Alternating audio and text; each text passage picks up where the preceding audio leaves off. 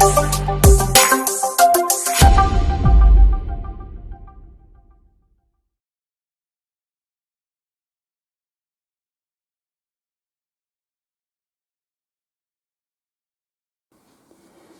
good afternoon. An unboxing for you today. I haven't been very active on YouTube or Facebook or anything just lately. A number of issues at home which I won't bother you with. But I managed to snag this copy of Axis and Allies Pacific. Now, I already have the Pacific 40 and Europe 40 sets. There's the two that join together to give you the global. And I also have another game called Triumph in the Pacific. This one was one I've been wanting to try and get my hands on for a couple of years and more. But prices have just been ridiculous and I wasn't prepared to pay the prices they were asking. But this came up on that well-known site, auction site, and it was £40.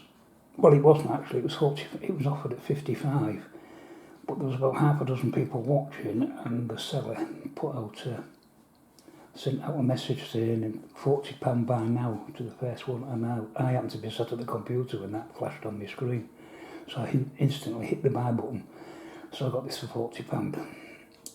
Now it comes to 335 pieces, it's Pearl Harbor to Victory, and now this box, I always thought this came out in 2000 and that was the general consensus, but if I turn this over, I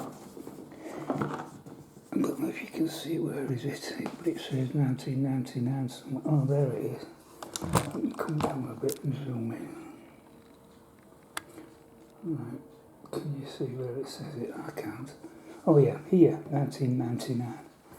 Also, if you notice, we've got the Americans in the standard olive, the British Empire forces in the tan. The Chinese are in like they look a bit like the Russians in. Look like the Russians in the G40, like a. I don't know what you could best describe that. It's like a brown. I don't know, like a brown, well, a brownish colour, and the Japanese are in red. Now,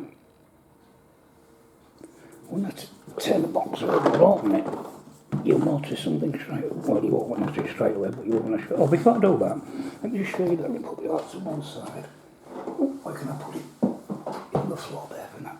Here's the board. Now, I put it, I'll go right out, I can come back to that again. I put it on top of the Axis and Allies Pacific 1940 board, and you can see that it's quite a lot smaller, so it takes up a lot less space on your table.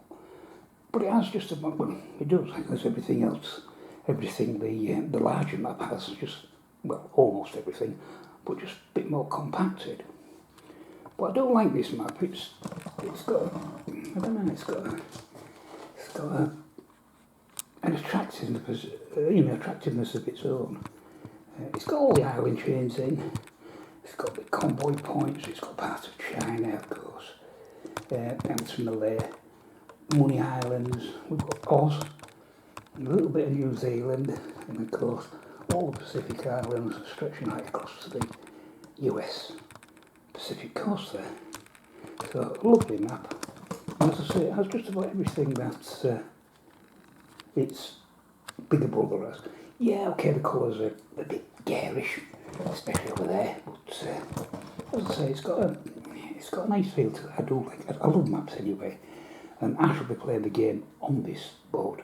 I could easily transfer to the bigger board, but for this specific game, the 1999-2000 version, I should use the map that came with it. Right, leaning down my old bones. Take the lid off. Now, come out a little bit. Obviously, you get the Axis and Allies Pacific rulebook. Now, I don't know if there's a date on here. Yes, again, 1999. You see there, 1999. Now in here, I think it's yeah, using units, combat units. Where are we? There. Great Britain uses the tan, US uses the olive along with some darker ones for the Marines, China brown and Japan red. Okay. We get some set-up markers for the countries, so we've got Australia and India, got United States, China and Japan. They're single-sided, but they'll tell you where everything goes and how many pieces you need where, what the cost is, the type of unit is, and of course they've got a order of place sequence of events, that type of thing, and little things. I'll come back to these little cards. We've got the attack board. I like this, it's a nice big one. They haven't skipped on this like they did in later issues. So the attack board's fine. We have our national production. This is where this game varies from others. So the Japanese are down here, they're trying to get to 22 victory points. And they get a point for every 10 IPCs worth of territory they control. If they could get to 22, they win the game.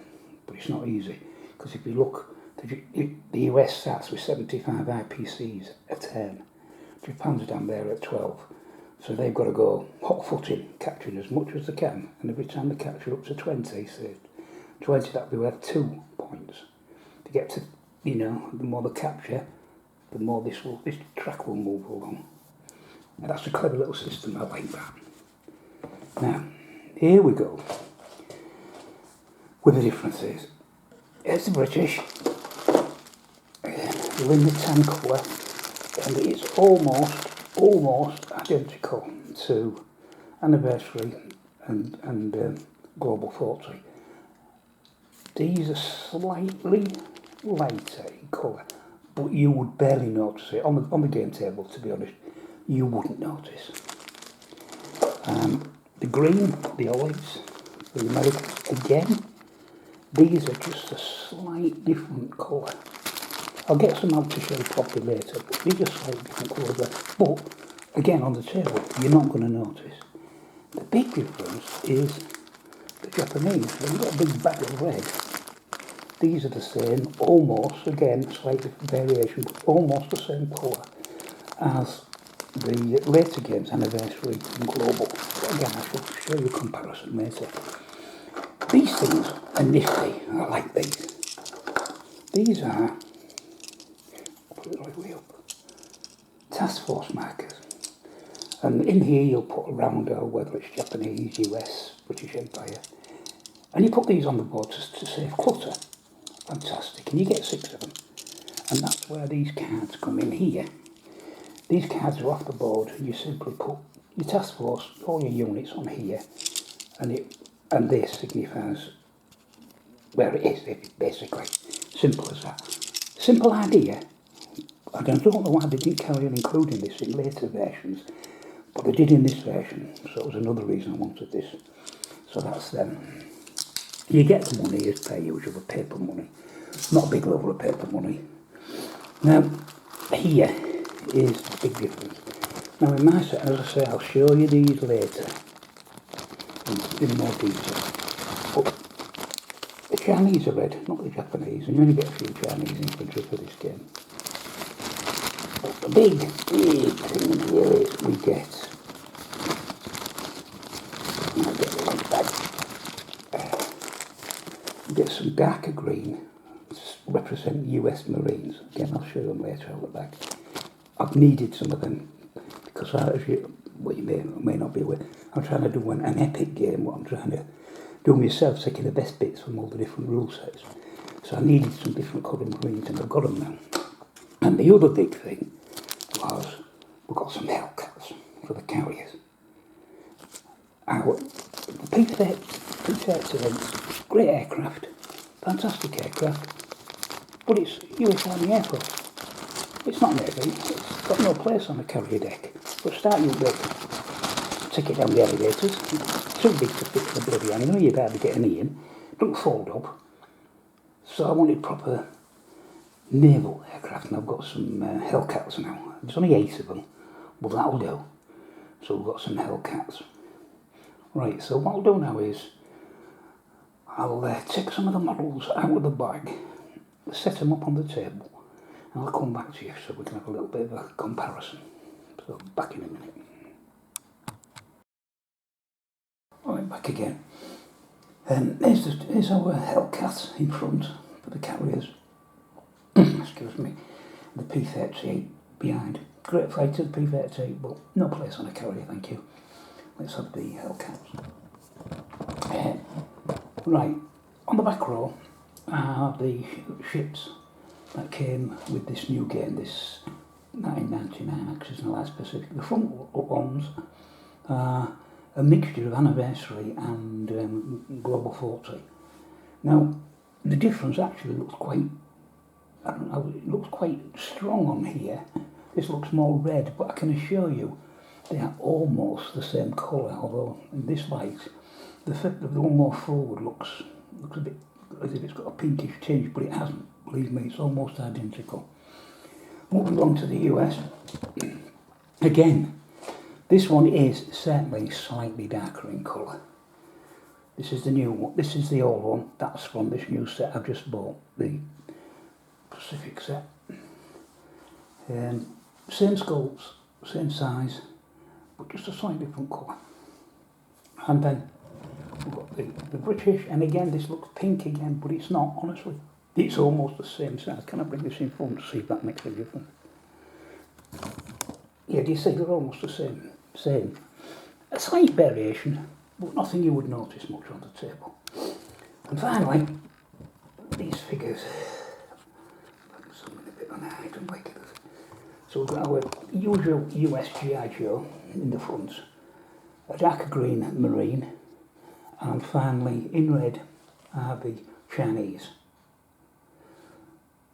Now I don't know why they changed the colours, because as you saw on the box it had red. In the rulebook it says red for Japanese, but in this game the Japanese are, as you can see, the same colour